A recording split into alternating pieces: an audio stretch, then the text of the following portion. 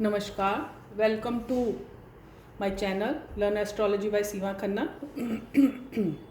जैसा कि हम पीछे काफ़ी दिनों से एस्ट्रोलॉजी के ऊपर चैप्टर वाइज बात कर रहे हैं, तो अब हम सीधा ही पार्ट्स को लेके चलेंगे आगे, क्योंकि जितना कुछ पीछे थोड़ा बहुत मैं बता चुकी हूँ, आगे हम रेगुलर पार्ट्स के साथ बात करेंगे। पीछे हमने विदेश यात्रा पे बात की थी। एस्ट्रोलॉजी को जानने के लिए बहुत सारे विभिन्न तरीके हैं। कहीं पे हम इसको प्राशर दृष्टि से, कहीं प्रश्न कुंडली, कहीं पे अंक विद्या, कहीं पे अभी हम जेमिनी के ऊपर बात करेंगे। जितने भी एस्ट्रोलॉजी में कोई सरल तरीका से हम फलित कर सकते हैं, मैं कोशिश करूँगी कि मैं सब तरह से आपको अवगत कराऊँ। जेमिनी एक विशाल प्राशर की तरह इसको पढ़ने के ग्रंथ है, लेकिन उसमें से जो हम अपने यूज़ में ला सकते हैं कुछ एक चीज़ें, उसको हम यूज़ करेंगे। अब इसमें आज मैं चर कारक के ऊपर बात कर रही हूँ। चर कारक, कारक सिग्निफिकेटर्स, जो जैसा कि मैंने आपको बताया था, हर भाव के कुछ कारक हैं जिनको उस भाव से रिलेटेड काम को करने के लिए उनको चुना हुआ है। तो जैसे शुक्र है वो दारा कारक है, स्पाउस के लिए है। बुध है वो मौसा मौसी का कारक है। गुरु है वो पिता का भी है, दादा का भी है। सूर्य है वो पिता का कारक है, गुरु पुत्र का भी कारक है। शनि दुख का भी है, पुत्र का भी है। चंद्रमा का है, मंगल भाई का है। लेकिन ये सारे कारक जो है ये स्टेबल हैं, स्थिर हैं, इन्हें स्थिर कारक कहेंगे। और जो मैं जेमिनी में बात करने वाली हूँ वो है चर कारक, मूवेबल है। वो शुक्र भी हो सकते हैं, बुध भी हो सकते हैं, गुरु भी हो सकते हैं, सूर्य भी हो सकता है। और ये डिग्री के साथ हम इसको मानते हैं। जिनकी डिग्री सबसे ज़्यादा होगी वो बन जाएगा आत्मकारक। ये 7 कारक हैं: आत्मकारक, अमात्य, भात्र, मात्र, पुत्र, ज्ञाति और दारा। ये 7 कारक कैसे लिए गए हैं? लगन, second house, third house, fourth house, fifth house और 6th और फिर 7th हाउस। इन 7 हाउसों को लेकर ये सारे कारक बनाए गए हैं। और उसमें से जिसकी सबसे ज़्यादा डिग्री है पूरे प्लैनेट्स में, उसको आत्मकारक कहा गया है। अब इसमें भी एक और बड़ी सोचने वाली बात है।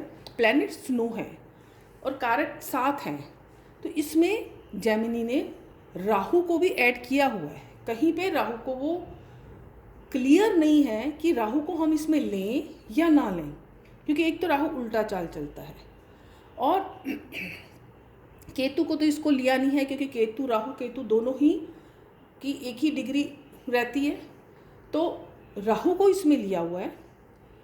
राहु को पहले तो बोला है कि उसको भी ऐड करो, मतलब ये 7 कारकों में उनमें उनको भी लो जो सबसे ज़्यादा, अगर राहु का आता है तो उसको भी इन्हीं में उनकी एक पोजीशन देनी चाहिए। परंतु ये भी कहा हुआ है कि जब कभी एक ही डिग्री 2 प्लैनेट्स की आ जाए, जैसा बहुत कम होता है, तो उस टाइम पे राहु को यूज़ किया जा सकता है। जैसे से आत्मकारक शुक्र 24 डिग्री 47 पे हैं, वहीं पे बुध भी 24 डिग्री 47 पर हो जाएं, तो उस वक़्त हम राहु को कंसिडर करते हैं, तो उनको भी एक पार्ट दे देते हैं। और ये दोनों हम आत्मकारक के रूप में मान लेते हैं। किसी भी कारक में आ सकता है, वो ज्ञाति, दारा, पुत्र, कहीं भी आ जाए, 2 डिग्रियाँ सेम आ जाएं, तो फिर हम राहु को ले लेते हैं। अभी हमने राहु को नहीं लिया क्योंकि हमारे पास सबकी ठीक डिग्रीज थी। अब मैंने यहाँ पे हर्षद मेहता की कुंडली ली है, थोड़ा सा इसमें फलित भी करेंगे। तो यहाँ पे सबसे ज़्यादा डिग्री है शुक्र की, जो कि है 24 डिग्री और 47 और 21। तो 24 डिग्री शुक्र सबसे ज़्यादा है, उसको हमने आत्मकारक माना है। ऐसे माना जाता है कि ये सबसे पावरफुल है, जैसे जिसकी डिग्री सबसे ज़्यादा है। अब यहाँ पे डिग्री ज़्यादा होने से उसकी अवस्था को नहीं लेंगे, यहाँ पे इसको सबसे ज़्यादा पावरफुल मानेंगे कि शुक्र यहाँ पे आत्मकारक है।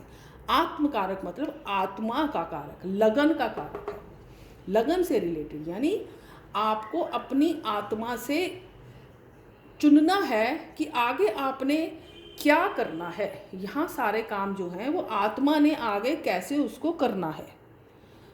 आत्मकारक का यहाँ पे कुंडली में बहुत बड़ा रोल है।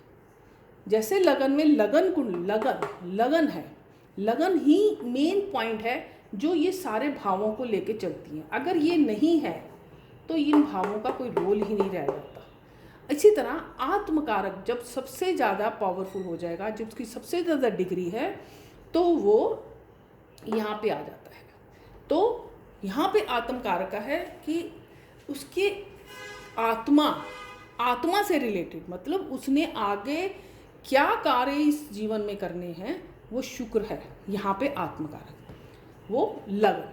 अब सेकंड हाउस अमात्य कारक, उससे कम डिग्री, यहाँ पर क्या आ रहे हैं, बुध, जो अमात्य कारक है। अब सेकंड हाउस, अब यहाँ पे 7 भावों को इन्होंने लिया है, आत्मकारक, अमात्य कारक, भात्र कारक, मात्र कारक, पुत्र कारक और ज्ञाति कारक और दारा कारक। अब यहाँ पे इन भावों को नहीं लिया होगा, तो ये अमात्य कारक जब हम लेते हैं तो वो सेकंड हाउस को लेके लेते हैं। अमात्य कारक मतलब धन से रिलेटेड, 5th हाउस से रिलेटेड, 10th हाउस से रिलेटेड, 11th हाउस से रिलेटेड, यानी जातक अपना कर्म कैसा करेगा, उसके पास कितना धन होगा, उसको आगे वो कैसे फेमस होगा, ये सारा अमात्य कारक हमारे को बताएगा। उसका प्रोफेशन क्या होगा, ये सारा अमात्य कारक बताएगा। उससे कम डिग्री आ जाती है भात्र कारक, जो 3rd हाउस है। तो वही सेम भाइयों के बारे में, पराक्रम के बारे में, कम्युनिकेशंस के बारे में, ये सारा जो है भात्र कारक से हमें पता चलेगा। उसके बाद आता है 4th मात्र कारक, जो उससे कम है वो मात्र कारक। मात्र कारक क्या है, ये 4th हाउस से रिलेटेड है। यहाँ पे 4th हाउस में माँ को लेके 4th हाउस से रिलेटेड जितने भी कार्य हैं वो मात्र कारक में आ जाते हैं। उससे कम जो डिग्री है वो फिर पुत्र कारक आ जाती है। पुत्र कारक में वही पंचम भाव आ गया, पंचम भाव में आ गया मंत्रणा, पूर्व जन्म, पुत्र की स्थिति, पुत्र कैसा होगा नहीं होगा, कैसा निकलेगा। और 10th हाउस से 8th है तो जॉब से रिलेटेड, तो इस तरह ये पुत्र कारक है, ये भाव आ जाता है। 6th आता है ज्ञाति कारक, 6th हाउस से रिलेटेड मामा, मामा साइड का, नाना साइड का, और क्या कहते हैं, कोर्ट कचहरी, शत्रु, ये सारा ज्ञाति कारक में आ जाएगा।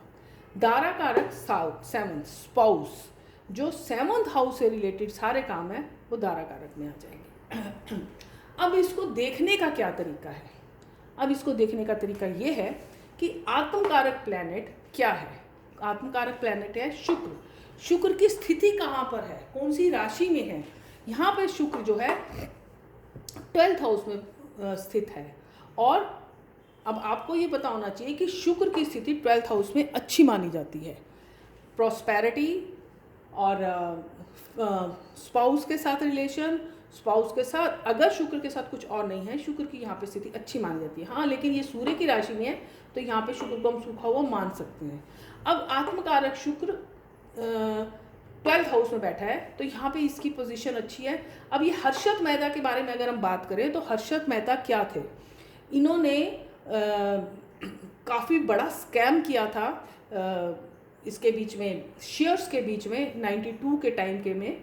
तो यहाँ पे इसमें अब ये धन से रिलेटेड, मतलब शेयर्स 5th हाउस से रिलेटेड, पैसे से रिलेटेड, प्रॉस्पेरिटी से रिलेटेड, उससे रिलेटेड ये सारी कुंडली होनी चाहिए।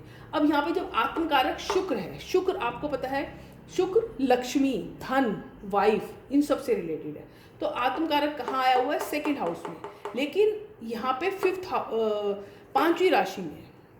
यहाँ पे मैंने D9 नहीं लगाया और आपको भी नवांश के बारे में मैंने बताया नहीं है, लेकिन शुक्र जो है D9 में भी 5 राशि में है और गौतम स्थिति में है। अब आत्मकारक शुक्र की पोजीशन यहाँ पे क्या है वो देखना बहुत ज़रूरी है। अब शुक्र जो है मैंने जैसे बताया कि वो किससे रिलेटेड है, तो आत्मकारक ने शुक्र जो है वो 12th हाउस में है। अब उसके बाद सेकंड आता है अमात्य कारक, ये भी बड़ा इंपॉर्टेंट है। जितना इंपॉर्टेंट आत्मकारक है उतना ही इंपॉर्टेंट अमात्य कारक है, क्योंकि लाइफ जो चलती है वो आपके अपने ऊपर और आपके कर्म के ऊपर चलती है। तो अमात्य कारक आपका कर्म है। कर्म क्या बन रहा है, बुध। अब आप यहाँ देखो बुध कहाँ बैठा है, 10th हाउस में। किसके साथ बैठा है, केतु के साथ और गुरु के साथ। गुरु कौन है, 7th और 4th हाउस। यहाँ पर आप एक चीज देखें कि बुध जब कहते हैं कि वो राहु और केतु के भी नहीं, राहु के संबंध में आ जाता है या राहु केतु एक्सिस में आ जाता है, तो बुध को क्या बोलते हैं, बहुत चंचल है। और बुध यहाँ पर अपने काम किसी भी तरह राहु के साथ मिलके वो साम दाम दंड भेद किसी तरह से भी, मतलब यहाँ पे उसको एक तरह से जिसको बोलते हैं क्लेवरनेस, वो बुध में आ जाती है। गुरु भी साथ में है, बुध के साथ ज्ञान भी है। तो इतना स्कैंडल करने के लिए अमात्य कारक बुध जो धन को दे रहा है, 10th हाउस बड़ा स्ट्रांग बना रहा है, साथ में गुरु है। गुरु यहाँ पे क्या है, भात्र कारक, 3rd हाउस का लॉर्ड है। तो ये, और यहाँ पे देखो मंगल भी आ रहा है। मंगल क्या है, दारा कारक। यहाँ पे जो हम ज़्यादा देख रहे हैं वो स्पाउस यानी दारा कारक, शुक्र और बुध और बृहस्पति 7th। तो ये मंगल भात्र कारक है, मंगल दारा कारक है। तो ये दारा कारक इसके बीच में ज़्यादा आ रहा है। मतलब जब इन्होंने स्कैंडल किया था उसके बीच में यहाँ पे 7th हाउस पार्टनरशिप भी है। मतलब इन्होंने जब उस स्कैंडल में इन्होंने धन से रिलेटेड, धन, शुक्र का व्यय हुआ, कारण मतलब जो उनका काम था शेयर का, उस शेयर के काम में उन्होंने स्कैंडल किया, और पार्टनरशिप यहाँ पे 7th हाउस, और वाइफ का भी आ रहा है। अब कितना इनका वाइफ का इनके साथ था, और मतलब इन सब से जो शेयर्स का है वो कितना क्लियर इसके बीच में सारा दिख रहा है कि जातक ने यहाँ पे धन से रिलेटेड किस तरह के कर्म, क्योंकि शुक्र अब देखो व्यय में भी है, यहाँ पे शुक्र व्यय में भी है, और व्यय में आके यहाँ पर इनको जो अपने धन का जो यहाँ पे धन 7th, यहाँ पे स्पाउस, धन 2nd हाउस, और उसका व्यय शुक्र में चला गया, शुक्र 12th हाउस में चला गया। अच्छा है शुक्र यहाँ पे धन के लिए अच्छा है, लेकिन व्यय भी है। इन्होंने करोड़ों का जो स्कैंडल किया था वो यहाँ पे क्लियर कट दिखता है। बुध राहु जब मिल जाते हैं तो क्लेवरनेस, कनिंगनेस भी कह सकते हैं, वो आ जाती है। उसके बाद चंद्रमा ज्ञाति कारक जो और नीचे कम हो गए। अच्छा, यहाँ पे पुत्र कारक पहले हम बात करेंगे, शनि है पुत्र कारक शनि। अब यहाँ पे शनि वैसे भी 5th हाउस का लॉर्ड है, और यहाँ पे शनि पुत्र कारक भी मिल रहा है। अब यहाँ पे जो शनि है ये पुत्र का कारक है, और वो 2nd हाउस में गया है, अर्थात शनि ने पुत्र कारक बन के 7th हाउस में जाके जो धन का, ये कह सकते हैं कि जो धन का उपयोग है वो पुत्र बहुत अच्छे से करेगा, मतलब उसको मिलेगा। अब शनि क्योंकि पुत्र कारक बना है, तो शनि जो अगर वो अच्छी स्थिति, यहाँ पे उच्च का शनि है, अच्छी स्थिति में है, तो वो शनि पुत्र कारक होके नियमों वाला भी बन सकता है।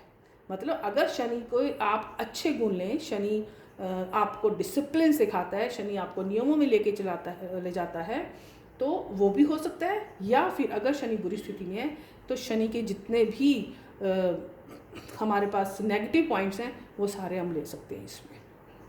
अब यहाँ पे मात्र कारक सूर्य आ रहे हैं, और सूर्य की स्थिति यहाँ पर चंद्रमा के साथ 11th हाउस में है। तो ये 7 और 8 यहाँ 8वें राशि, और किसके साथ है, 4th लॉर्ड के साथ है। और चंद्रमा कौन है यहाँ पे, चंद्रमा यहाँ पे ज्ञाति कारक 6th हाउस का लॉर्ड है। एक तो यहाँ से 8th में है, यानी वही जो शेयर्स बाजार में इन्होंने गड़बड़ की है उसमें यहाँ पे प्रॉपर्टियाँ तक इनकी बिकती दिख रही हैं। ज्ञाति कारक चंद्रमा और सूर्य, मंगल और राहु भी यहाँ 9th में 4th हाउस में बैठे हैं, दारा कारक भी राहु के साथ बैठी हैं, तो ये यहाँ पे प्रॉपर्टी का भी लॉस दिखाई दे रहा है। तो इस तरह हम ये कारकों के साथ, कारक कितने पावरफुल हैं और किस भाव में बैठे हैं, और वो कैसे हमको एकदम से रिजल्ट दे रहे हैं, तो इसी तरह हम सारे कारकों को लेके बात देख सकते हैं। अपनी इसको प्राशरी में भी लगाकर देख सकते हैं। तो ये था आज हमारे चर कारक। आशा करती हूँ आप लोगों को समझ आया होगा, और आप इसके ऊपर देखें, अगर आपको कुछ लगे तो आप मेरे से कमेंट्स पे बात करें और बेल आइकन दबाएं, सब्सक्राइब करें। और नेक्स्ट वीडियो में मैं कोशिश करूँगी इस बार कि आपको दशा के ऊपर हम शुरू करें। इसके बाद नक्षत्रों पे जाएंगे, पर अभी दशा पे जाएंगे। Thank you very much.